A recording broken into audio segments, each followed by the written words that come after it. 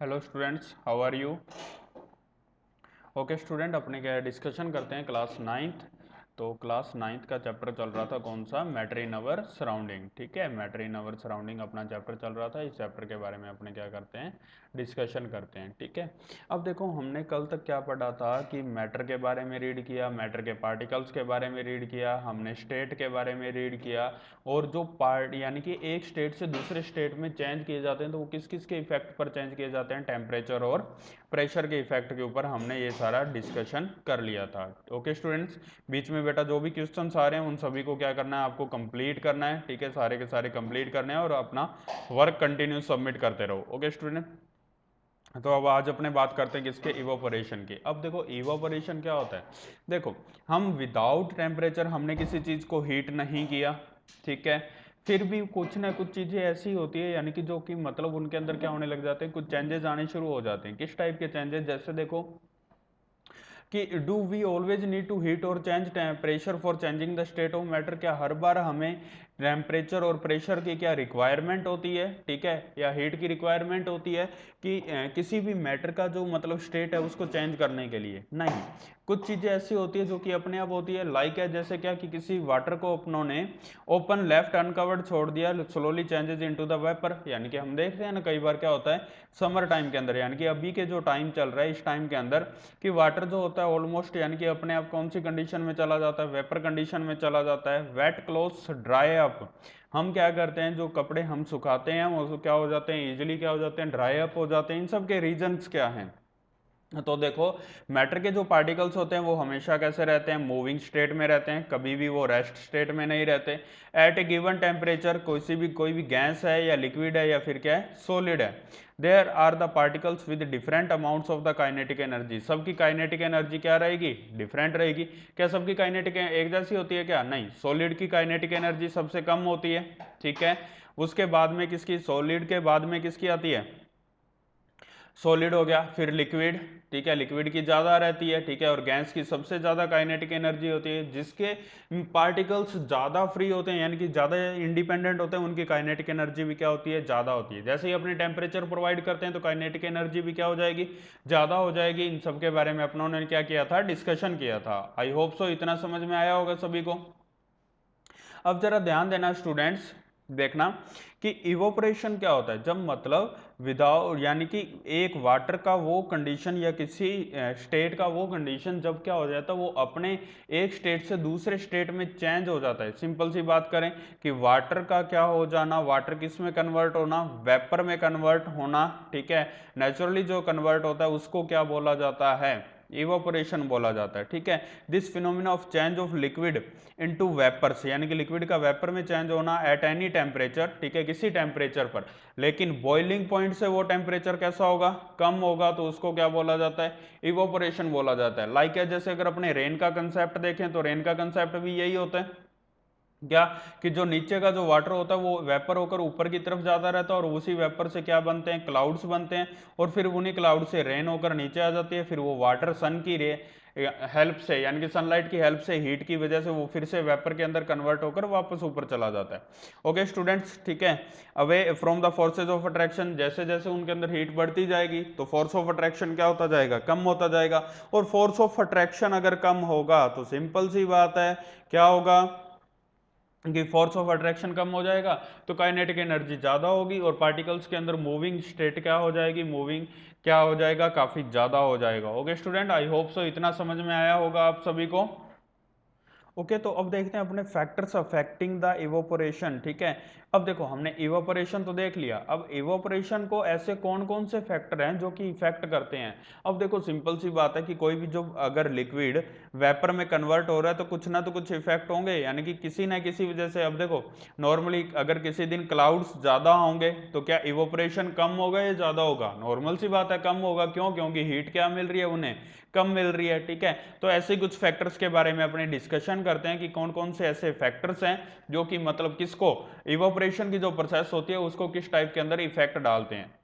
Okay student, तो अपने देखते हैं कि जो इवोपरेशन की जो प्रोसेस है, ठीक है, उसके कौन कौन से ऐसे फैक्टर्स हैं जो कि मतलब उसको ऊपर क्या डालते हैं, इफेक्ट डालते हैं, उन सब के बारे में अपने क्या करते हैं, डिस्कशन करते हैं। तो सबसे पहले देखो an increase at surface area.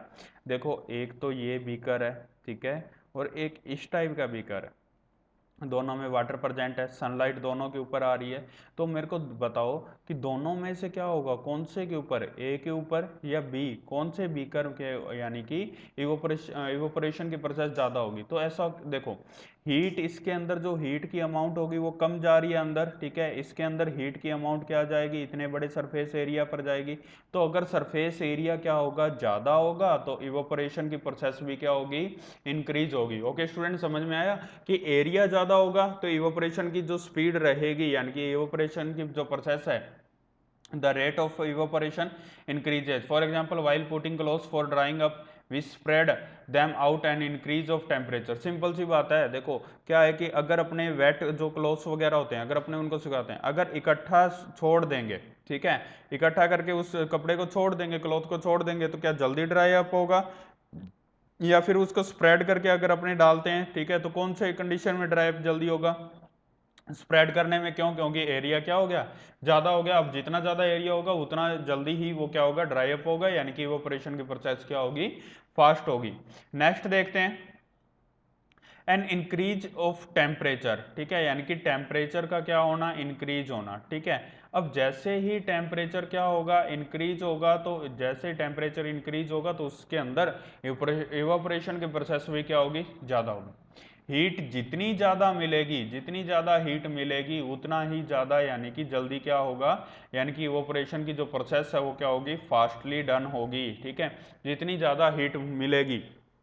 अब हीट जितनी ज़्यादा होगी, यानी कि सनलाइट, जैसे अब देखो नॉर्मली अभी मैंने आपको बताया था, एक क्लाउडी डेज के अंदर और एक दूसरा कौन सा, सनलाइट जो रेगुलर डे है, ठीक है, तो दोनों में से कौन से दिन जो क्लॉथ है वो जल्दी ड्राई होंगे, यानी कि जल्दी सूख जाएंगे, ठीक है। तो सिंपल सी बात है, सनलाइट जिस दिन ज़्यादा होगी तो सिंपल सी बात है कि टेम्परेचर जितना ज़्यादा होगा तो वेपर, यानी कि वेपर स्टेट भी क्या होगा, ज़्यादा होगा, यानी कि काइनेटिक एनर्जी ज़्यादा हो जाएगी। The increase of temperature, particles काफ़ी स्पीड के अंदर मूव करना शुरू कर देंगे, तो टेम्परेचर इंक्रीज होगा तो इवोपरेशन की प्रोसेस भी क्या होगी, इंक्रीज होगी। अब अगला देखते हैं, ए डिक्रीज इन ह्यूमिडिटी।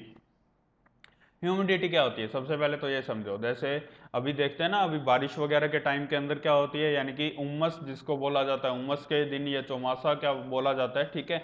तो इस टाइप के जो डेज होते हैं इनको क्या बोला जाता है, ह्यूमिडिटी बोला जाता है, यानी कि प्रेजेंस ऑफ वाटर मॉलिक्यूल्स, ठीक है, presence of water molecules, presence of water molecules in the air, यानी कि एयर के अंदर वाटर के मॉलिक्यूल्स कितनी अमाउंट में प्रेजेंट हैं, ठीक है, उसको क्या बोला जाता है, ह्यूमिडिटी बोला जाता है, ठीक है। अगर वाटर की प्रेजेंस, वाटर के पार्टिकल्स एयर के अंदर ज्यादा होता है तो ह्यूमिडिटी क्या होगी, ज्यादा होगी। अगर वाटर के पार्टिकल्स एयर में कम है तो ह्यूमिडिटी क्या होगी, कम होगी, ठीक है।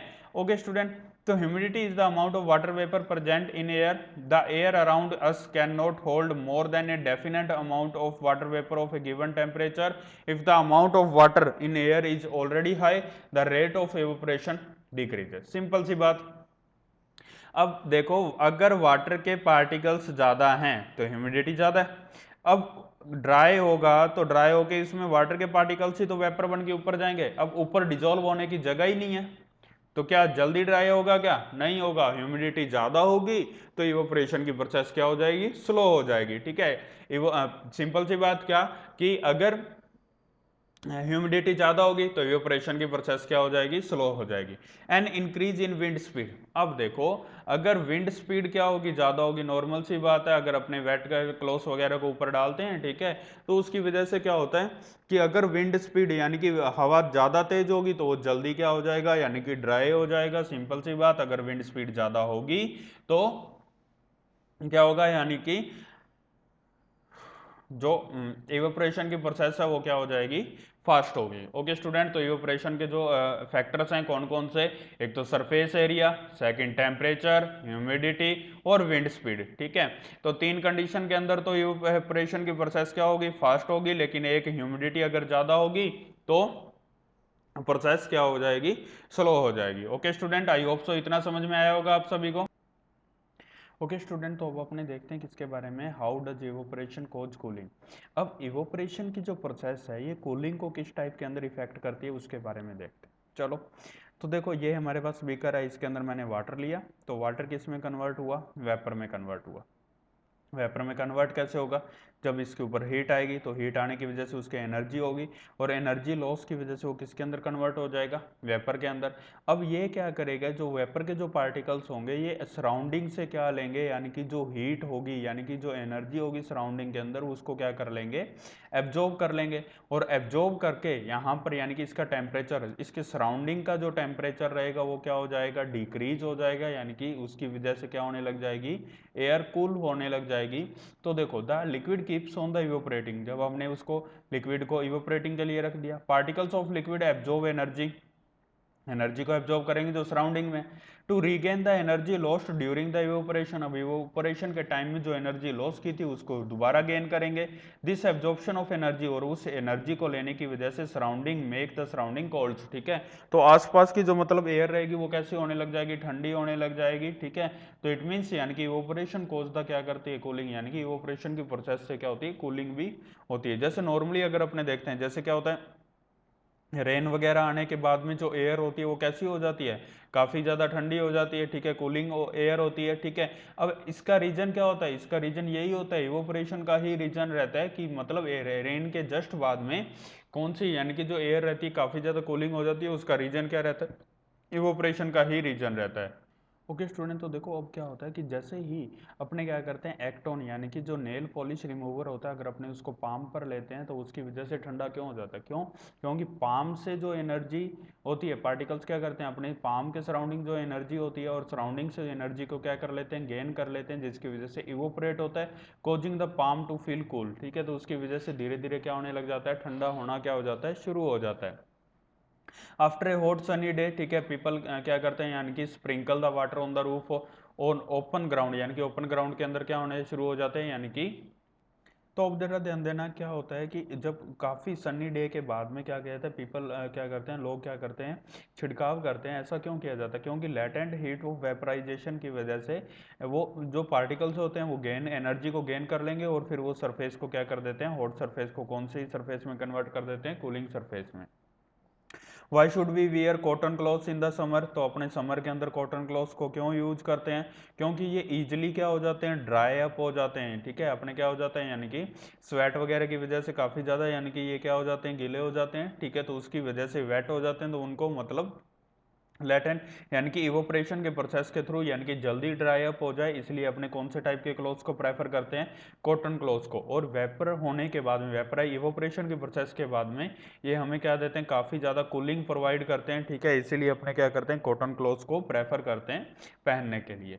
अब इधर ध्यान देना, why do we water droplets on the outer surface of glass containing ice cold water, यानी कि हम देखते हैं कि कोई भी जैसे गिलास होता है तो इस गिलास के सराउंडिंग में क्या होता है, यानी कि अगर अपने इसके अंदर कोई भी कोल्ड थिंग डाल देते हैं या कोई भी कोल्ड लिक्विड रखते हैं, तो कोल्ड लिक्विड रखने की वजह से क्या होता है, यानी कि इसके चारों और बाहर की साइड में क्या बन जाती है, काफ़ी ज़्यादा वाटर ड्रॉपलेट्स बन जाती है। अब ये वाटर जो ड्रॉपलेट्स बनती है, ठीक है, इन सब के बारे में अपने क्या करते हैं, डिस्कशन करते हैं क्यों बनती है। Ice cold water in a tumbler, soon we will see water droplets on the outer surface of the tumbler. The water vapor present in air on coming in contact with cold glass of water the loses energy and get converted to the liquid state। Simple सी बात है, बाहर की तरफ से कोई मतलब air थी, ठीक है, यानी कि वेपर था, ठीक है। जब वो इसके कांटेक्ट में आता है तो एनर्जी क्या कर देगा, लॉस कर देगा, और लॉस करने की वजह से वो वेपर किस में कन्वर्ट हो जाता है, आइस के अंदर कन्वर्ट हो जाता है। वेपर किस में कन्वर्ट हो जाएगा, आइस में कन्वर्ट। जब वेपर आइस के अंदर कन्वर्ट हो जाएगा, ठीक है, तो इट मीन्स क्या है, यानी कि वो कौन से स्टेट में आ जाएगा, लिक्विड स्टेट के अंदर आ जाएगा। गैस से कौन से स्टेट में आ जाएगा, लिक्विड स्टेट के अंदर आएगा। सो वाई डू वी, ठीक है, इसीलिए क्या होता है, अपने देखते हैं कि कोई भी जो गिलास वगैरह था उसके आउट साइड में क्या हो जाते हैं, ड्राई अप, यानी कि कुछ ड्रॉपलेट्स बन जाती है, वाटर की ड्रॉपलेट्स उसके ऊपर क्या हो जाती है, जमा हो जाती है। ओके स्टूडेंट्स, इतना समझ में आया आप सभी को। Thank you and have a nice day.